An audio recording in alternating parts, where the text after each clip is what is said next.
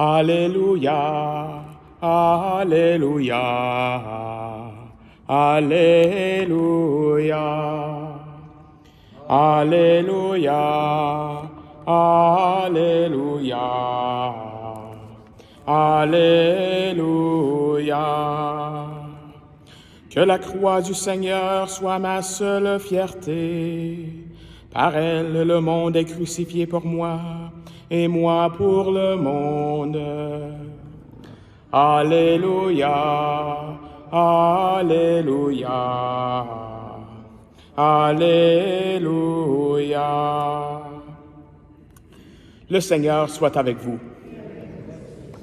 Évangile de Jésus-Christ selon saint Marc. En ce temps-là, Jésus traversait la Galilée avec ses disciples, et il ne voulait pas qu'on le sache, car il enseignait ses disciples en leur disant « Le Fils de l'homme est livré aux mains des hommes, ils le tueront, et 3 jours après sa mort, il ressuscitera. » Mais les disciples ne comprenaient pas ces paroles, et ils avaient peur de l'interroger. Ils arrivèrent à Capharnaüm, et, une fois à la maison, Jésus leur demanda « De quoi discutiez-vous en chemin? » Ils se taisaient, car en chemin, ils avaient discuté entre eux pour savoir qui était le plus grand. S'étant assis, Jésus appela les 12 et leur dit « Si quelqu'un veut être le premier, qu'il soit le dernier de tout et le serviteur de tout. » Prenant alors un enfant, il le plaça au milieu d'eux, l'embrassa et leur dit « Quiconque accueille en mon nom un enfant comme celui-ci, c'est moi qui l'accueille. Et celui qui m'accueille, ce n'est pas moi qui l'accueille, mais celui qui m'a envoyé. » Acclamons la parole de Dieu.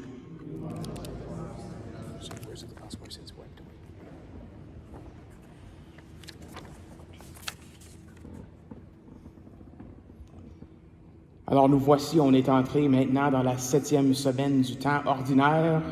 S'il y en a qui se cherchaient à s'orienter, on est de retour au temps ordinaire.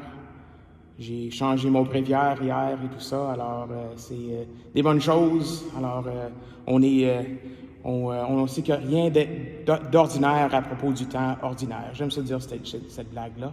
Et en fait, nos lectures nous le disent aussi, on est entré dans des... Surtout que la première lecture, on pourrait dire que la joie de Pâques nous échappe maintenant, là, mais en tout cas, c'est... Donc, on va rentrer là-dedans aujourd'hui, mais j'aimerais commencer avec Saint Eugène de Mazenod. Cette mémoire facultative, mais je pense que j'aime beaucoup lui célébrer, surtout ici à Ottawa, à cause des fondements de sa communauté, de la ville de Bytown, de la ville d'Ottawa. C'est lui le fondateur des Oblats missionnaires de Marie Immaculée. Et une couple de semaines, j'étais allé bénir un appartement proche de l'Université Saint-Paul, et c'était sur la rue de Mazenod. Donc, il y a des rues nommées après lui. Monseigneur Gig, premier évêque de Bytown, premier évêque d'Ottawa, c'était un oblat aussi. On a la rue Gig ici. Et j'ai fait une recherche un peu sur l'Internet, et puis Monseigneur Gig a ordonné Monseigneur Duhamel comme prêtre, ici même dans cette cathédrale. Et Monseigneur Duhamel, lui, a ordonné son successeur, Monseigneur Gauthier, comme archevêque, ici à Ottawa. Donc on voit vraiment, les Oblats ont été là comme fondement même de l'Église d'Ottawa. C'est peut-être pour eux qu'on est là, ou à cause de leurs efforts, qu'on est là aujourd'hui. Donc, ils ont un grand impact aussi à l'Université Saint-Paul et à l'Université d'Ottawa.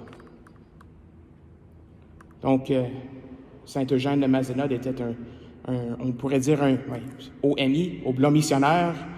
Donc, c'est de la France, un missionnaire de la France, dans un temps où ils envoyaient des missionnaires ici au Canada. Et les Oblats sont encore ici. Il y en a qui enseignent ici à l'Université d'Ottawa et à l'Université Saint-Paul, mais plusieurs Oblats ont, je dirais, des missions impossibles, des missions difficiles. Il y a encore plusieurs Oblats qui sont au nord du Canada, où il fait beaucoup plus froid qu'en ce moment ici à Ottawa. Mais ils sont là. C'est pas toujours confortable, j'imagine. Et même pour les missionnaires de Saint-Eugène, c'était pas quelque chose de confortable à faire ces décisions-là. de partir. Il n'y avait pas d'avion, il n'y avait pas de business class, il n'y avait pas de même classe économie pour voler. Il fallait sûrement prendre un bateau pour venir ici au Canada. Et aujourd'hui, dans l'Évangile, Jésus a un sujet difficile à aborder avec ses apôtres. Il va être livré, il va être tué pour ressusciter le troisième jour. Et ça dit même que les disciples ne comprenaient pas ses paroles et ils avaient peur de l'interroger. On peut voir dans un sens que c'est comme s'ils ignorent ce que Jésus dit. Jésus est en train de parler et puis de tout ce qui va se passer à lui. Puis ils sont peut-être comme moi, Jésus, il parle comme ça des fois, là, on va pas trop lui interroger là-dessus parce que ça va pas arriver, ces choses-là. On va juste continuer à discuter du mouvement qui va être le meilleur, qui va diriger tout ça. Donc, on l'ignore un peu, Jésus, de ce qu'il dit avec tout ça, parce que c'est difficile. Et nous aussi, on essaie d'éviter des choses qui sont difficiles, des choses qui sont pas confortables des fois. Ils veulent même changer de sujet. Ils discutent qui était le meilleur. C'est plus facile de parler de ces choses-là. Ils cherchaient, on pourrait dire, le confort. Alors la question devient, mais qu'est-ce que devrait être notre but dans notre vie? Est-ce que c'est le confort que nous cherchons, être confortable tout le temps? Est-ce que c'est être le meilleur, être admiré par les autres? Est-ce que ça, c'est notre but? Est-ce que c'est pour ça qu'on est ici? C'est correct d'être confortable des fois. Moi, j'aime ça l'air climatisé. J'aime ça un ventilateur des fois aussi. En fait, c'est le fun pour avoir de lumière, parce que c'est moins chaud en avant ici. Mais en tout cas, donc c'est correct d'être confortable des fois avec des choses qu'on aime. Mais ça ne devrait pas être notre but ultime. Mais souvent, c'est ça que notre société nous dit. Le confort, l'admiration, ça c'est ce qu'il faut. Ça c'est comment qu'on devrait vivre ici dans notre société.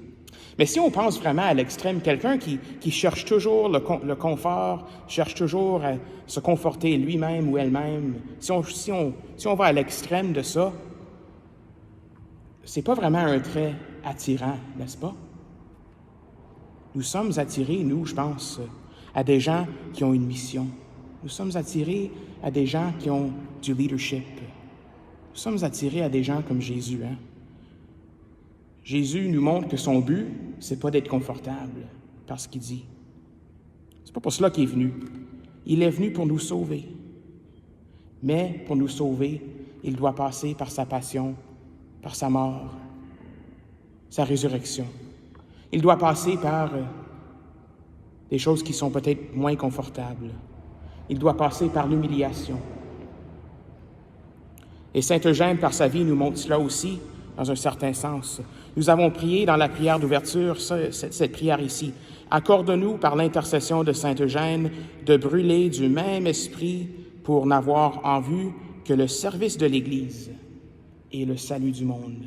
N'avoir qu'en vue le service de l'Église, servir et le salut du monde.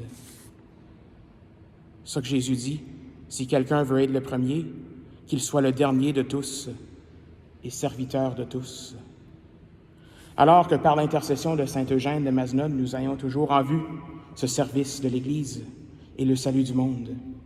Saint Eugène de Mazenod, priez pour nous.